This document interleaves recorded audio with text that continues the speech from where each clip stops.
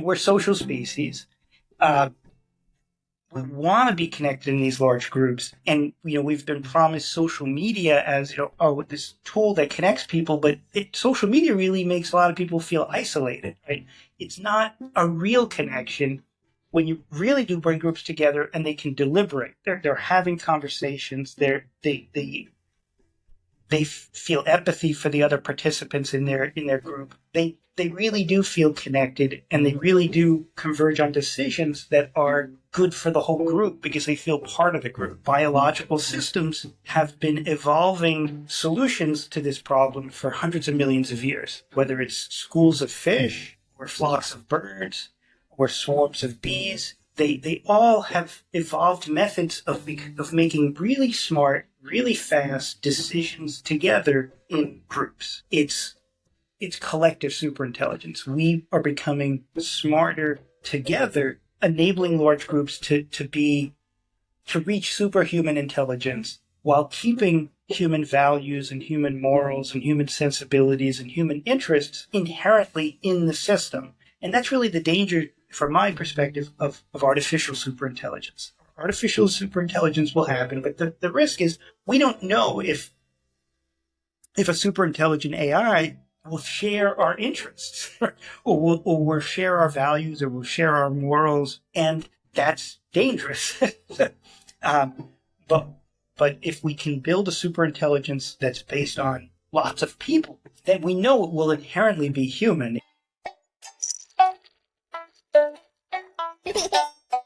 Welcome to MAGICademy podcast. Today we have a special guest, Dr. Louis Rosenberg, and he is a computer scientist, engineer, entrepreneur, and author. And his whole focus is in virtual reality, AI, and he started a company called ThinkScape, leverages AI to power group thinking in a non-biased and purely in powerful way. And he also founded many successful companies such as Immersion Corporations for nursing simulations, Microscribe, digitize 3D objects to create films like Shrek and Ice Age. Ice Age. Yeah. The first question would be beep, beep. A spaceship just lands in front of you and out walks an alien. Very kind, friendly, and very cute. And if you were to use one word or one sound or one movement to introduce yourself to this little friend, what would that be? Yeah, I would probably kneel down to get down to the aliens level. And I only say that because, as I mentioned, I've got lots and lots of animals here. I live actually on uh, an animal sanctuary with chickens and ducks and goats and sheep and turkeys. And the thing that I've learned in interacting with every animal, especially when they're smaller than you, is that if you get down at their level, then they will interact with you as a peer, as opposed to looking up and being afraid. I love that. It's meeting them where they are as a foundation for the conversation to start.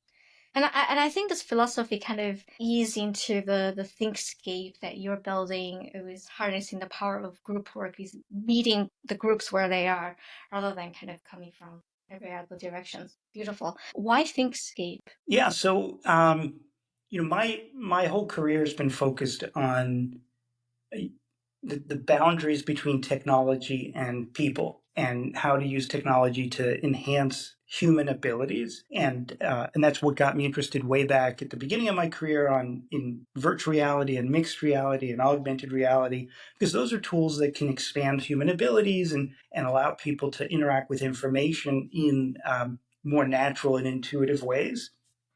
And over the years, I've become more and more interested in not just using technology to enhance single individuals, but looking at how technology can enhance groups of people. And in particular, my interest has become for the last 10 years how can technology enable groups, large groups, to make better decisions and have smarter insights and basically become smarter together. And like a lot of technologists, when looking at this problem, I look to nature as, how does nature do this? And it turns out that biological systems have been evolving solutions to this problem for hundreds of millions of years. And so, uh, in from an evolutionary perspective, you have a lot of different species, whether it's schools of fish or flocks of birds or swarms of bees. They all have evolved methods of making really smart, really fast decisions together in groups. And biologists call it swarm intelligence. Uh, and it's swarm intelligence, whether it's a swarm of bees or a flock of birds. But let's just think for a minute about a school of fish, because school of fish is easy to kind of visualize. So if you think of a school of fish, there could be thousands of members, and nobody's in charge. And yet they can make decisions together in real time, very, very quickly, to navigate the ocean and make all of life's decisions quickly and effectively. And so, and a lot of times, like when I say that to people, they say, well, school of fish, they don't, like, what kind of decisions do they have to make? So imagine a school of fish, and there's some predators coming at that school of fish. And there might be, one predator coming from the left and another predator coming from the right and another predator coming from below. Only a few fish are going to see those predators coming. And yet in almost no time at all, that school of fish will make the right decision and move away from the predators and survive. And so, the big thing that interested me was, well, how do these fish do this? Like, a school of fish is like an organization. It's like a big company of thousands of people, and they're making these really smart decisions, even in situations where most of the individuals have limited information, and none of the individuals can see all three predators. Most of the fish in the middle of the school can't see any of the predators. And so, how do they do that? And the question was, well, can we enable human groups to make decisions together that efficiently? And fish end up having this really amazing different types of magic. So one of the magical abilities of fish is that they have a special organ on the side of their bodies. It's called a lateral line, and it allows them to detect the vibrations in the water around them. And so each fish can basically communicate with the fish right around them. And by detecting the vibrations in the water, they know the direction and the speed that the fish around them want to go. And so they have like a little conversation, basically, like almost like a tug of war, where they're pushing and pulling on each other to make a decision. And so fish, on the left side of the school, see a predator, and they have a little tug of war amongst themselves, and they decide, oh, we should move to the right, away from that predator. And then the fish all the way on the right side of the school see a different predator, and they have a little conversation, and they say, oh, we should move to the left. Now, that wouldn't solve the problem, except the other piece of magic that fish have is that these little groups of fish that can communicate, they overlap with other groups of fish that communicate, because you have these little groups of neighbors overlap with other groups of neighbors, overlap with other groups of neighbors. And so the information propagates through the school of fish. They all very quickly become aware of the intentions of all the other fish, and they make this rapid decision. And in almost no time, they will evade both predators, even though the whole organization had different sets of information and have different intentions of what they think should happen. And so the question that drove my research was to say, okay, well, if a group of thousands of fish can make decisions that effectively, maybe humans could do something like that. Mm-hmm. And so humans are more sophisticated. We don't communicate with by detecting vibrations in the water around us. We communicate with language. And so the question was, well, what if I took 1,000 people, like a school of fish, and I said, well, maybe I could break up the 1,000 people into little groups of, let's say, 5 people that can hold a conversation. And so I could take 1,000 people and turn them into 200 little groups of 5 people. And then nature would say, well, if you can make all those little groups overlap, then information could propagate through the whole school right? And you could have 1,000 people hold a single conversation. Well, it turns out that people are not good at being in two conversations at once. If I allow these conversations to overlap, you easily get confused. And in fact, there's a researchers have a name for this problem. They call it the cocktail party problem. Because if you're at a party and you're talking to a small group of people at a party, and there's another small group standing next to you, and you start paying attention to that other small group, you lose the ability to pay attention to the group you're in.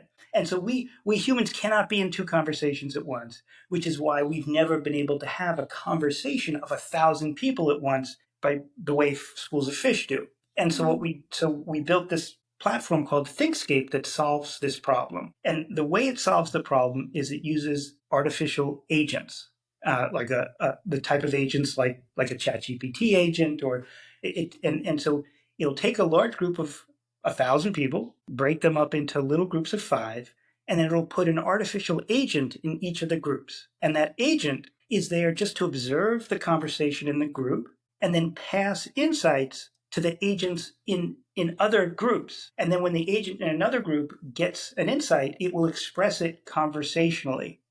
And so this artificial agent weaves all the groups together into one conversation. And so so from a user's perspective, they're in a group of 5 people and one AI. And that one AI is not making up new information, it's not giving its own opinion, it's just relaying insights that are being observed in other groups. And so information is propagating through all of the groups. And what we find is that we can have 500 people, let's say, have a single conversation. They could be anywhere in the world. We can give them a question. From each person's perspective, they're just having a very calm, thoughtful conversation with 4 or 5 other people and one AI. But the AI is linking all the conversations together, and the groups will reach a single decision. The groups can brainstorm together.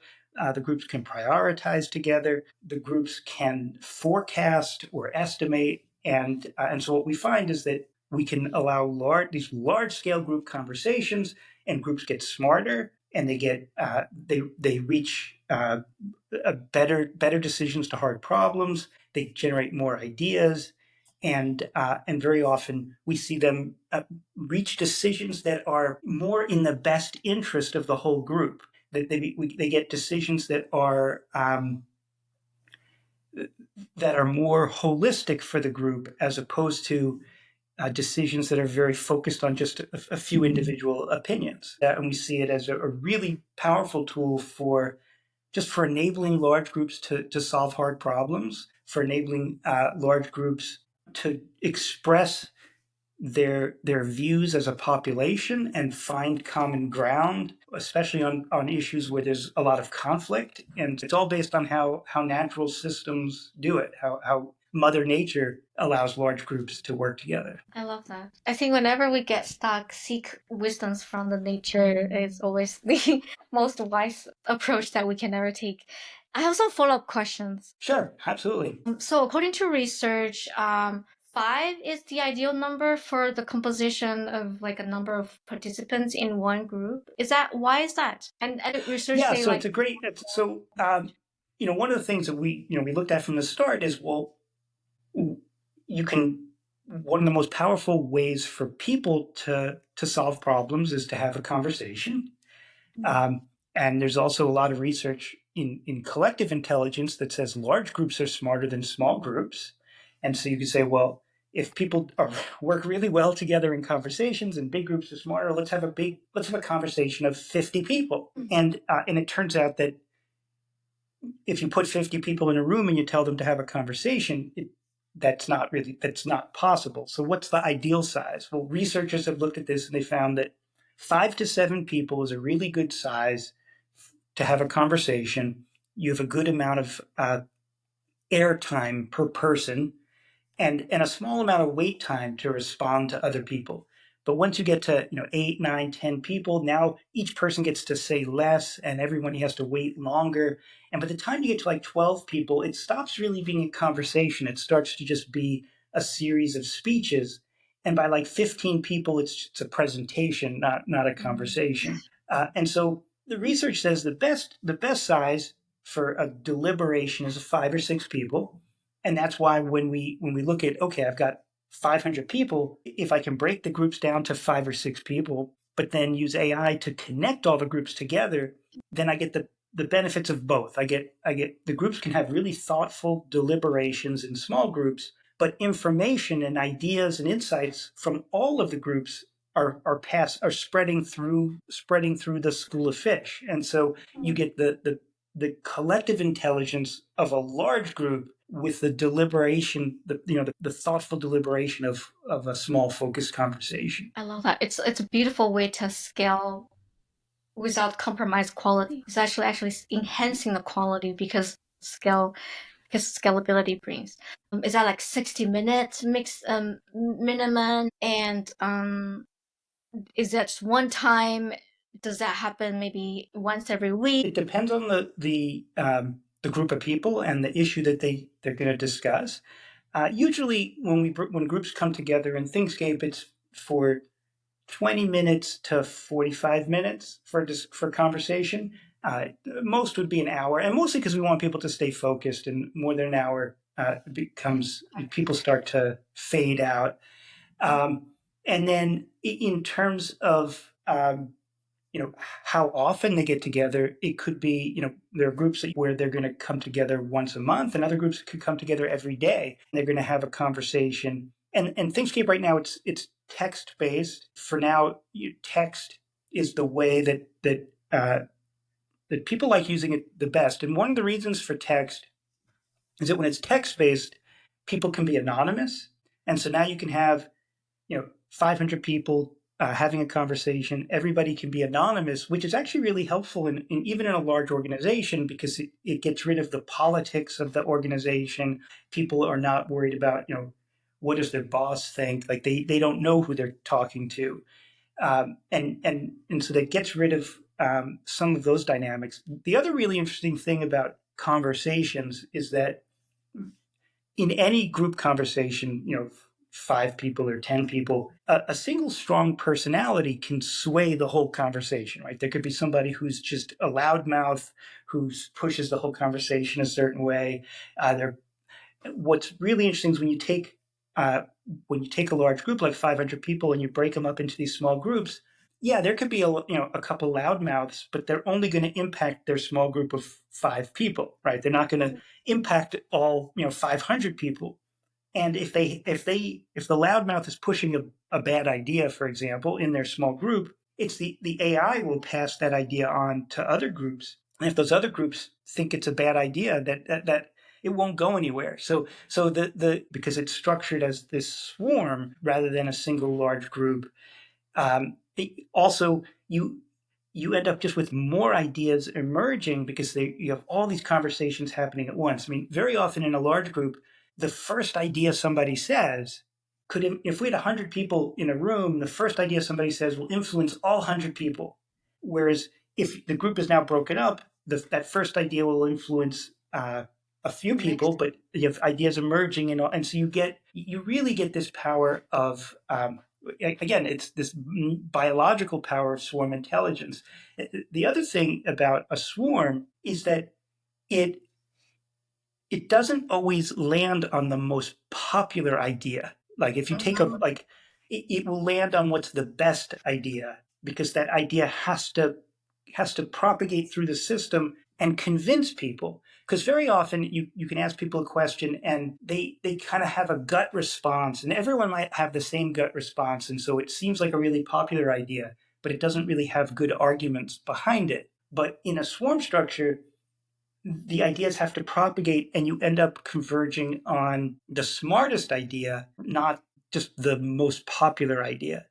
And we actually did a really interesting experiment to test that. So we did a project with Carnegie Mellon where we said, let's give groups of people an IQ test and say, let's measure their intelligence with an IQ test. And so we had groups, and these weren't huge groups. These were groups of 35 people. And we had other groups of 35 people who would just take the IQ tests on their own as individuals, but then we would take the most popular answer from their responses. What we found was that if we brought these groups of people together, the average IQ of the individuals was 100, which is the way IQ tests are designed. If you had the people answer individually on their own tests and take the most popular answer, they boosted their IQ to 112, which was like the 80th percentile. So when the groups took the test together, where they were deliberating and the AIs were passing messages around, it boosted their IQ to 128, which is actually the 97th percentile. So they were at the 97th percentile, and in fact they were better than every single person who took the test. So by it was able to turn this group of people into to perform at an intelligence level that was not just better than the average person; it was better than every person in the group. And so, we've done lots of different studies that show that this structure, this ThinkScape, using swarm intelligence, it makes groups smarter. It also lets groups solve problems faster, and again generates lots more ideas. And so it's fascinating to me. And we've done groups in the hundreds of people. But in theory we could do groups. We could do 1,000,000 people. We haven't Yeah. the technology is not quite there to do 1,000,000 people at once, but you could give a voice to 1,000,000 people who would think together and solve hard problems together in real time. Yeah, that would be like the ideal future. Yeah, and then that's beautiful. And we explored the role of facilitators. Like with a traditional facilitator, there's still some sort of like power dynamics as like the facilitator kind of manages or owns the space and facilitate and time everyone and all that. With the AI facilitator, you were mentioning that it's actually a new way of structuring small group conversations, a new way of facilitating. Can you explain a little bit more of how this AI facilitator differ from traditional facilitator? Yeah, so each of the groups has an AI that's participating. And when we first started working on the system, we did have the AI act like a human facilitator. Mm. And the problem was that people would assume it had authority, and that they would believe everything that the AI said because it is in this role of authority. And really, we want the AI not to have any special authority. We really just want it to participate in the conversation like anybody else. It just happens to be passing information that it's getting from other groups. And so now the AI that's participating in the group, it just acts like any other participant. It's just part of the conversation. It's introducing ideas, it's responding to things, but it's only based on what it hears from other people. We do have a facilitator to coordinate the global conversation, and that right now is done by a human. So so a human asks the question. Human would say, what's we just did a session with a large group of people who were asked questions about nuclear power. And so one of the questions was, what are your biggest fears about nuclear power? You asked, it was, 200 people. And so the human, asked that question, and then the human is watching as all the groups are having this conversation, and the AI agents are weaving all the conversations together.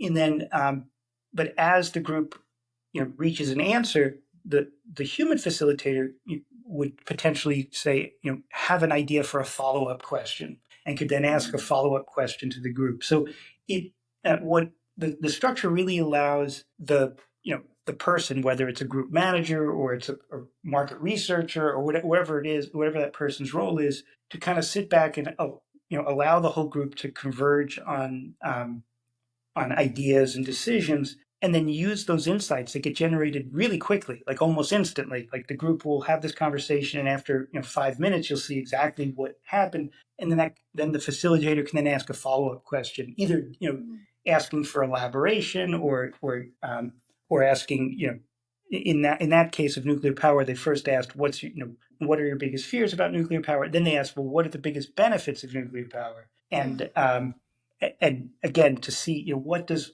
the general public think about this issue, and it reveals really quickly these hundreds of different perspectives, and it finds which of the perspectives have the most commonality among large groups. Beautiful. Beautiful. It's like human and AI working side by side and being enhanced for each other. Yeah, and the key thing is that the one thing that we really are careful not to do is that the AI is not, it's not giving its own opinions. It's not, it's not making up answers. It's not going out and searching the internet for answers.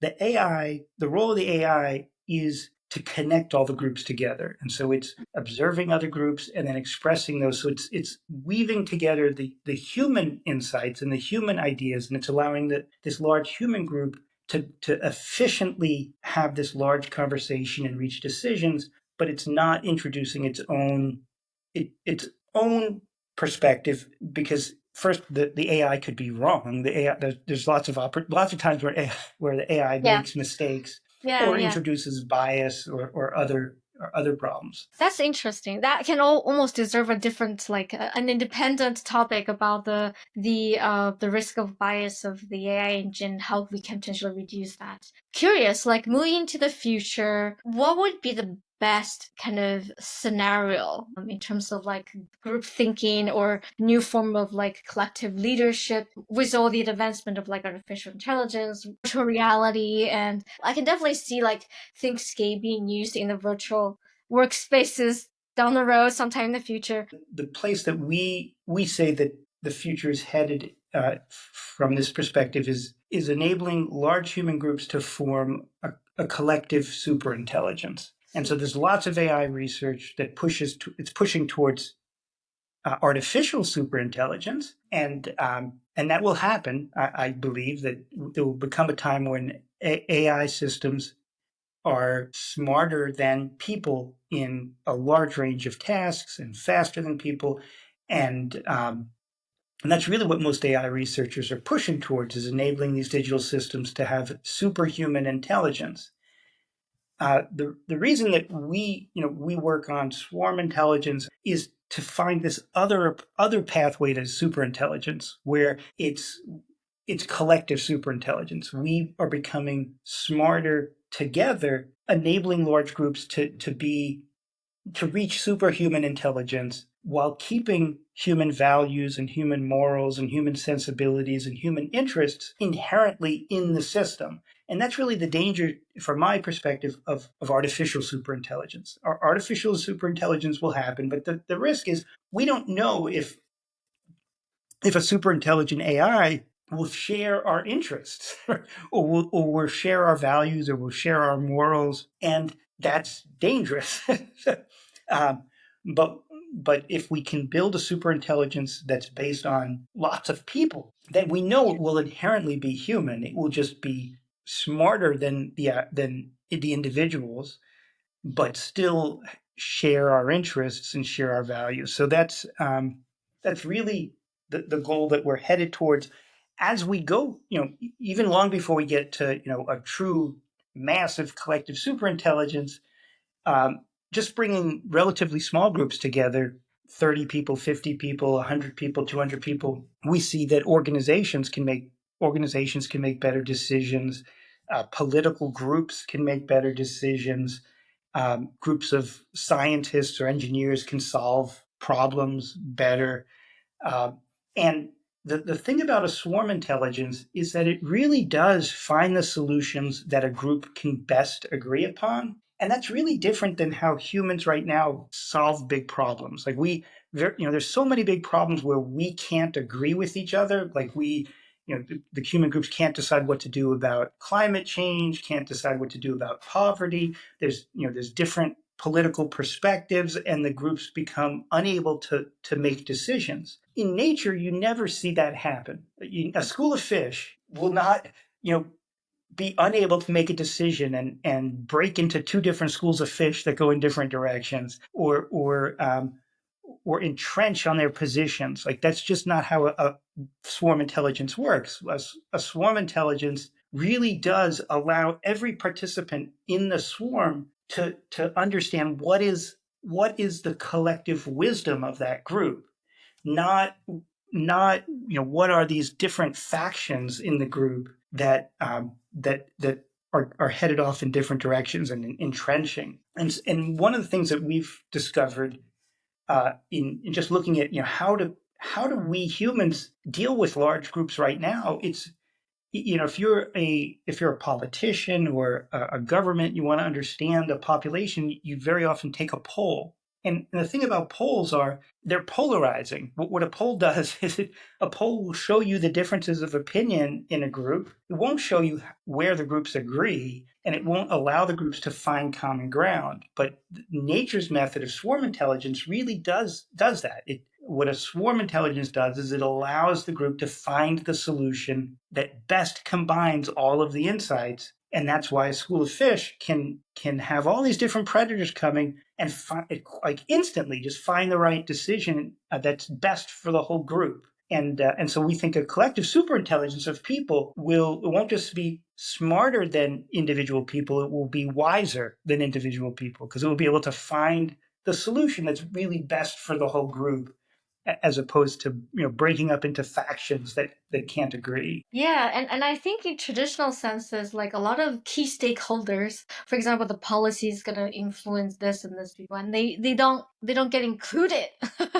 And we're helping. Same with the organizations. It's like key stakeholders are not being involved. So having this ability to include as many people as possible and leveraging scalable small groups really can kind of at least give an opportunity for those voices and ideas to get into the registration, get into the information, and then we can talk about it. I think I cannot speak for everyone. From my limited perspective, I would assume and I would think that a lot of times when we reach disagreement, it's because we're missing some sort of important, like you said, common ground or perspectives. And there's Right. That's the other thing that's really interesting is that in large organizations, sometimes they'll send out a survey to all their employees to understand their perspectives, and then the management of the organization will make a decision based on the survey. And if the decision is not aligned with what you said, you will feel like, well, I filled out the survey, but they didn't care what I thought. yeah. But if you took the same group and you had them in a real time swarm, they'll deliberate. They'll start to understand the other perspectives that people have. They'll have empathy for other perspectives. And so, if at the end of the day the decision is different than that person thought it should be at the beginning, they still, it still might not be what they wanted, but they'll understand why it isn't, and they'll have more support. They'll have more buy-in for the decision because it was an interactive process. It wasn't just filling out a survey and then finding out what the answer is later. You feel you're part of the process to reach a collective decision. So it's very And what's interesting is that when we first started working on this, we weren't sure if people would like participating in this a swarm like this. Um, and it turns out people do like it. um, and I say that because we will bring groups together in a swarm, and they'll be debating and deliberating, and they'll be talking, and then they'll get to the end of the session, or they'll have answered the questions, and people will stay and they say, "Well, ask another question," right? Because people want to be connected this way. Whereas nobody has ever been given a survey, and at the end of the survey said, "I wish there were more questions on this survey." it's And so usually the opposite. I think there really is something just biological about people, is that people really, we're social species. Uh, we want to be connected in these large groups, and we've been promised social media as this tool that connects people, but social media really makes a lot of people feel isolated, right? It's not a real connection. It's people passing notes to each other and clicking on upvotes and things. But when you really do bring groups together and they can deliberate, they're having conversations, they feel empathy for the other participants in their group. They really do feel connected, and they really do converge on decisions that are good for the whole group because they feel part of the group. Luis, what did you enjoy creating or playing so much when you were around 11 years old that time just disappeared for you? Yeah. So when I was 11 years old is really when I first started working with computers and just writing video games, and this was back when that was rare to do when you were at that age. This was the very early days of computers, and I was just fortunate enough to stumble onto it, and for me it was just another form of play, right? Like Yes. you could build with blocks, or you could build with Lego, or you could build by writing computer code to create things that I thought were fun, and that is kind of what I ended up always doing. Like for me, when you know, building these software systems.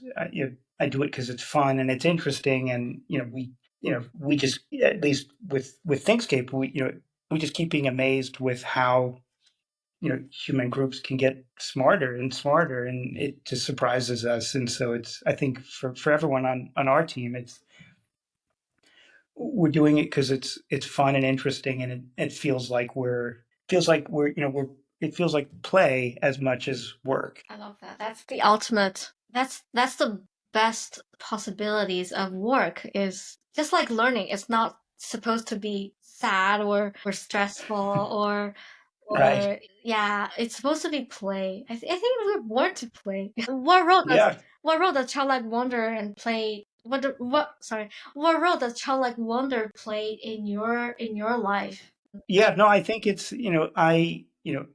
I people always say I work really hard because I spend a lot of time working, but I would say it's because it doesn't feel like work to me. So it feels more like play. Like if I'm doing it because I'm curious about something, or I'm experimenting with something, and it's, to me, it is more like childlike wonder or play. And so it's not it if it doesn't feel like work, then it's hard for me to say, well, yeah, I work really hard. I mean, You play really hard.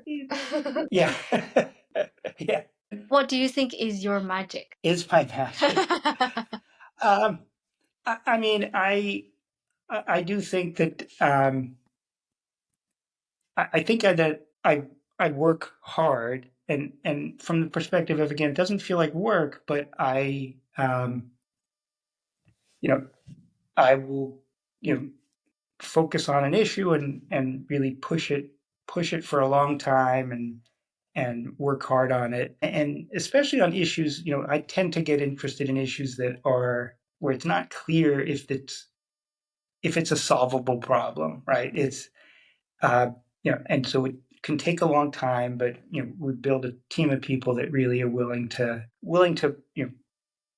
to go from ground zero to something that we know that there's this kind of amazing thing out there, and work on that hard problem, which is, is often hard to do in a startup environment, or in a company environment, because there's usually pressure to get to a solution really fast.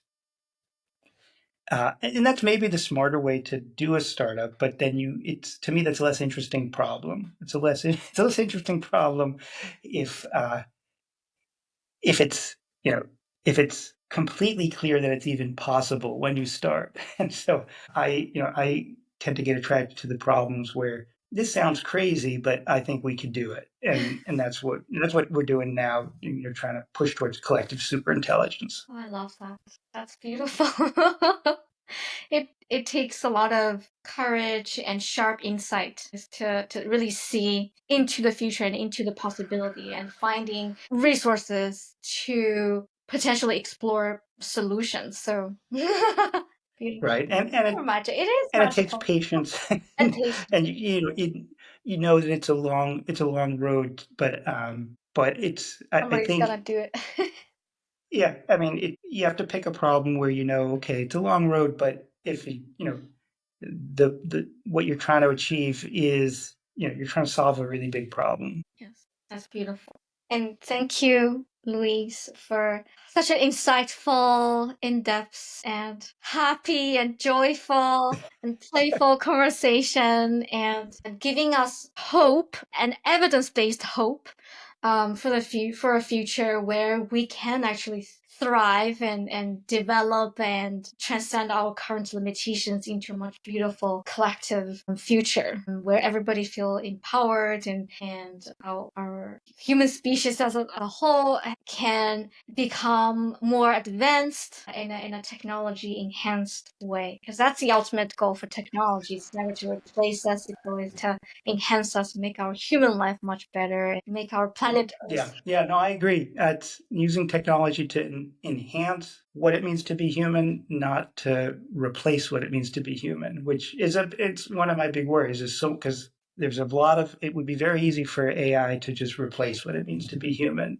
And it may not be sustainable, it can be destructive. So I want to live in that universe. Yeah. Yeah.